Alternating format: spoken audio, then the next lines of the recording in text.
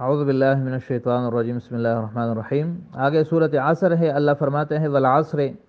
ان الانسان لفی خسر الا الذین آمنوا وعملوا الصالحات وتواصوا بالحق وتواصوا بالصبر، صدق اللہ العظیم۔ اس صورت کا نام صورت العصر ہے، اور عصر کا معنی ہے زمانہ اور عمر۔ تو انسان کی زندگی اور عمر، اس کو اللہ تعالیٰ نے بطور دلیل کے پیش کیا آگے کے دعوے کے لیے کہ انسان جو ہے بڑا نقصان میں ہے، اور اس پر دلیل اس کی عمر ہے کہ عمر جو ہے وہ گزر رہی ہے، اور اکثر لوگوں کی عمر نقصان میں گزر رہی ہے اور ضائع ہو رہی ہے۔ جیسے برف کے بیچنے والے کی طرح کہ اگر بر وقت وہ اس کو بیچ لے تو نقصان ہے، ورنہ اگر کوئی اس کو خریدنے والا نہ ہو تو وہ پگھل رہا ہے اور ان قریب ختم ہو جائے گا اور اس کا سارا سرمایہ ضائع ہو جائے گا۔ اسی طرح انسان کے پاس اس دنیا کی زندگی میں اس کی عمر ہی اس کا سرمایہ ہے۔ اگر وہ اس کو نیک کاموں میں صرف کرے اور اس سے نیکیوں کے بازار میں نیکیاں لے، ایمان لے، اعمال صالحہ لے، قرآن و حدیث کو عمل میں لائے، تو یہ سرمایہ اس کے لیے جنت کے حصول کا ذریعہ بن جائے گا اور اللہ کی رضا اس کو حاصل ہو جائے گی۔ اور اگر ایسا نہ ہوا تو یہ زندگی ختم ہو جائے گی،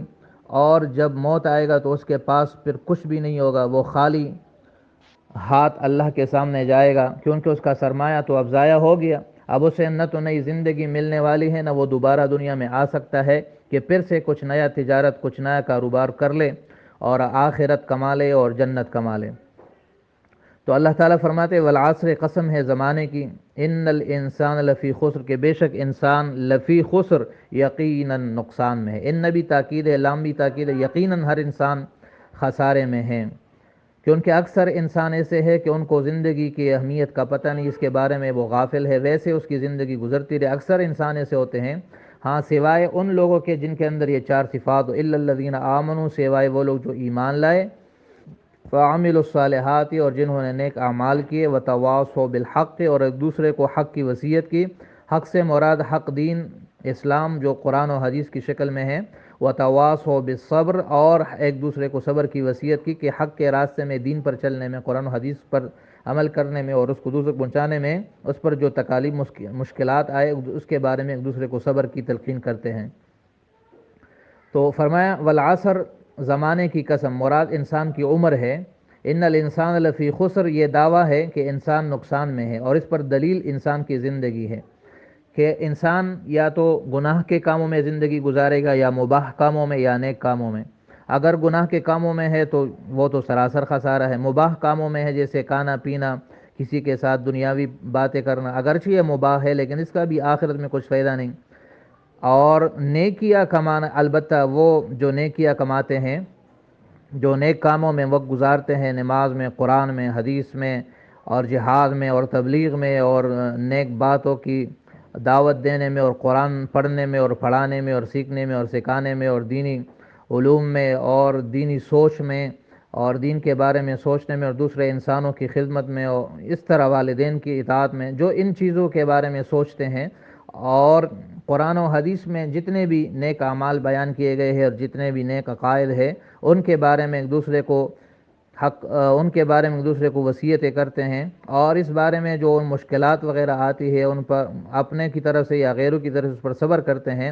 تو یہ چار صفات ہے، ایمان، اعمال صالحہ، اور حق کی وصیت اور صبر کی وصیت، یعنی تاکید کے ساتھ اس پر نصیحت۔ تو یہ صفات والے جو ہے یہ نقصان سے بچ جاتے ہیں، کیونکہ ان کی زندگی جو ان صفات میں گزر جاتی ہے، اس زندگی کی بنیاد پر ان کو جو اللہ کی رضا اور جنت ملتی ہے، تو یہ ایسا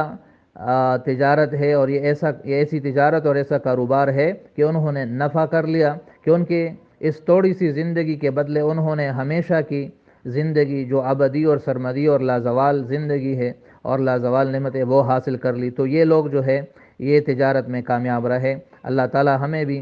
ان لوگوں میں شامل فرمائے جو ان چار صفات کے حامل ہوں، اور خسارے میں پڑنے والے انسانوں کے فہرست سے ہمیں نکالے۔ تو یہ سورۃ العصر کا ترجمہ ہے اور اس کی مختصر تشریح ہے۔ اللہ تعالی ہمیں قرآن کو سمجھنے اور اس پر عمل کرنے کی توفیق عطا فرمائے، اور ہماری زندگی اور ہمارے اوقات و لمحات کو قیمتی بنائے، اور دین پر چلنا اور اس کو سمجھنا اور اس پر استقامت ہمیں نصیب فرمائیں۔